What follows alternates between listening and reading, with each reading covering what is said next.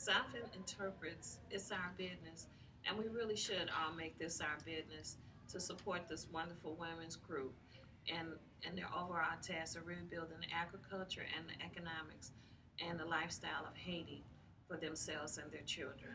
The Federation of Women of Maasai is a great opportunity because the level of trust and the due diligence of having demonstrated with this is not I'm reading notes.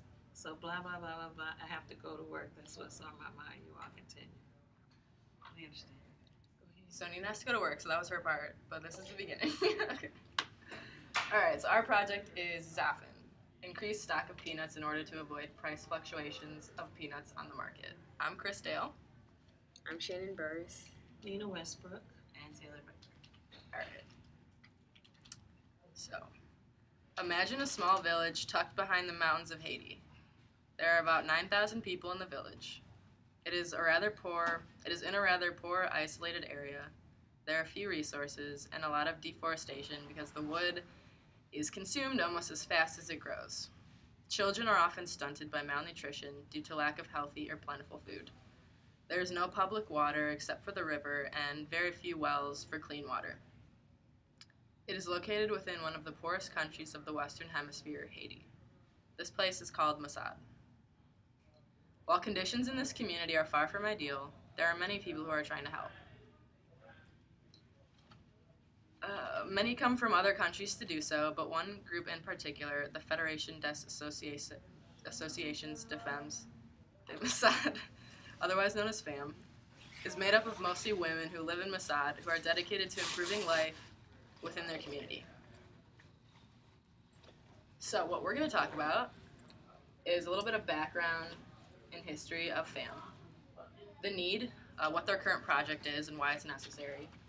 The satisfaction, what can be done. Visualization, and call to action, what you can do. Alright, so a little bit of background information on FAM. There are over 2,000 members. It is women-run and founded. It seeks to integrate women into the economic development of their community. It's all about empowering women and children and using sustainable agricultural practices. And they have worked on goals such as a clean water initiative and school feeding programs. So a little bit of the history of the organization to give you a better idea about who they are and what they do. In 1985, Save the Children established a program in Masad to aid the economic development of the community. And if you don't know what Save the Children is, on their website they describe themselves as the leading independent organization creating lasting change in the lives of children in need in the U.S. and around the world. They are recognized for their commitment to accountability, innovation, and collaboration.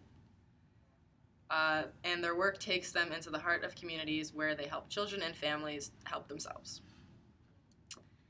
When disaster strikes around the world, Save the Children is there to save lives with food, medical care, and education, and remains to help communities rebuild through long-term recovery programs. So when Save the Children, they worked with these women in Masad to help their community, but had to end their program in 1995. So the women of Masad then used what they had learned to create FAM and continue educating women and furthering their mission of uplifting their community. They have worked on projects such as clean water initiatives, and their biggest project is creating nutritious food to provide to the community of Masad. They bought land and started sustainable agricultural practices in order to start a school feeding initiative to provide food to over 3,500 school children per day. And now Nina is going to talk about the need, which she did earlier because she had to leave. And then Shannon. Can I see your phone for that?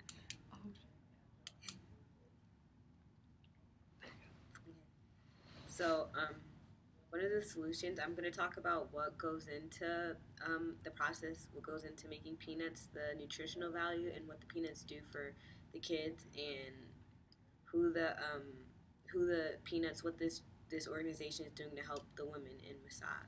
So the process in making peanuts is it takes 5 months to harvest peanuts and 20 to 39 inches of rainfall. And with Masad being on a hill and they have roads that are not all established, when there's too much rainfall, it ruins some of the crops, which uh, ruins their peanut season. And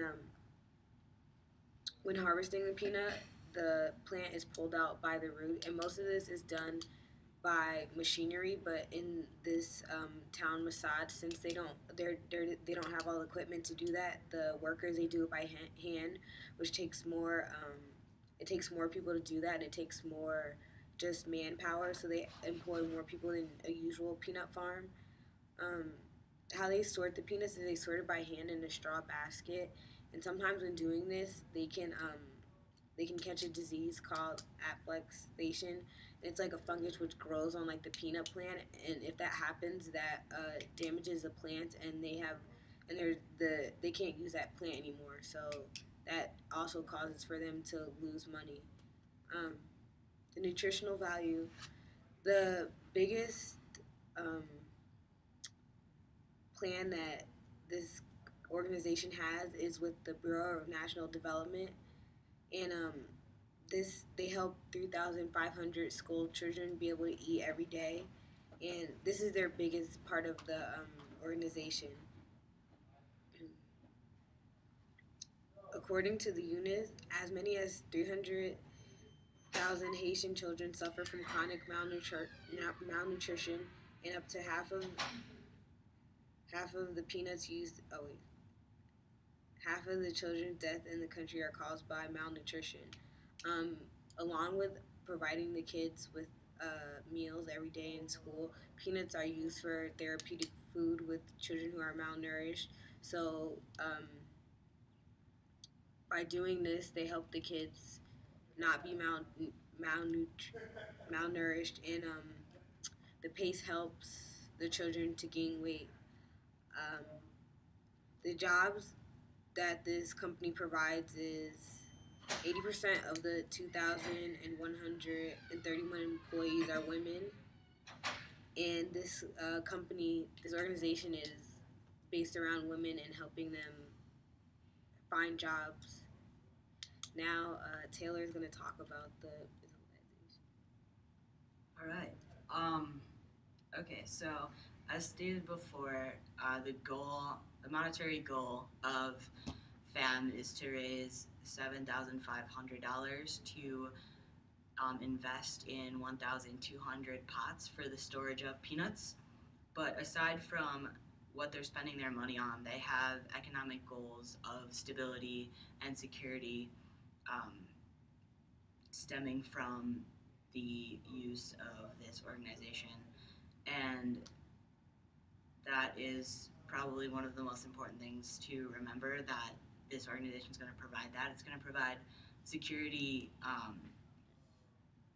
in knowing that children are going to receive a meal every day. And I don't know, as you guys as students know, that it's hard enough to go to class or go on with your day if you haven't eaten. And that's one of the most obvious goals. But on top of that, there is security and stability in jobs. And because of the economy being really unpredictable and all over the place, and when things like natural disasters happen, you aren't prepared for the loss in jobs or the fact that your job is taken away. So this is providing part-time jobs, not only in the industry of producing the peanuts, but working in the storage plants and dispersing part-time jobs throughout the local markets. And it's also providing a voice for the women in the community and in the economy to put forth, I don't know, their voice and what they want to provide for the community. Stepping back from FAM, there are several organizations based in other countries. The U.S. has a lot of them, but I'm going to talk about two in particular, Meds and Food for Kids and Partners in Health. Both of them are US based, and they are currently, for the last 3 years, have been working towards a recipe of a peanut based paste that they can ship to Haiti to the schools and the hospitals that are treating children for malnourishment. Currently, Haiti has recognized that they only really need one organization, so the two are battling and using a lot of money to research and create these recipes when Haiti needs things based in Haiti, and they're spending too much money on outsourcing. So I have a quote from Pat Wolf, which is the founder of Meds and Foods for Kids, who said that the origin of their organizations is based strictly because there's not enough local peanuts in Haiti. But what if there was? What if there wasn't a need for Haiti to ask for peanuts from other countries or other organizations? What if Haiti had the capability to build their own resources, their own products, and feed itself? Well, it can. Haiti is more than capable of growing their peanut crop. The issue here that's recognized by FAM is that they have no way to store them. So when the natural disasters come and they lose their crop and the economy tanks and the prices fluctuate, um, they're losing basically all of their resources, all of their products, and what they need to be able to get the job done themselves. And FAM is focusing in Haiti. It's run through Haiti with Haiti women and provides the ability to store the crop that's being raised and eliminates the need of outsourcing. And Assad would be able to create a stable and secure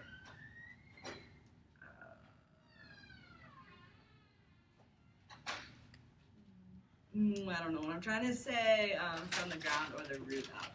I want to talk a little bit about the pots. Each peanut pot costs $6.25 and holds X amount of peanuts. I want to put like a realistic, be able to show you how big that is. But yeah, and then they'll be stable. And you guys, I don't know if you know this, but we're gonna kind of branch in then to the call to action. Since we're all working on Zephan projects, you should know that as a DePaul student, DePaul is one of the top donators to the Zephan projects and has raised over X amount of dollars. And for every amount that a DePaul like faculty member or student or anybody involved in our community donates, DePaul will match that, so it'll be doubled. And that's really awesome, just being part of knowing that DePaul is putting that much effort into not only the FAM project, but all of the projects that we're going to be talking about this week. So know that not only if any of us put a penny towards the organization, DePaul will double it. So the goal of reaching, for our project, $7,500 might seem like a big stretch by the end of the month, but it's completely capable, and it would leave people with stability and security and a meal. And we have to recognize that Haiti needs to be built from the ground or the root up, and starting with jobs and meals and health is most important when it comes to natural disasters wiping out an economy. Thank you.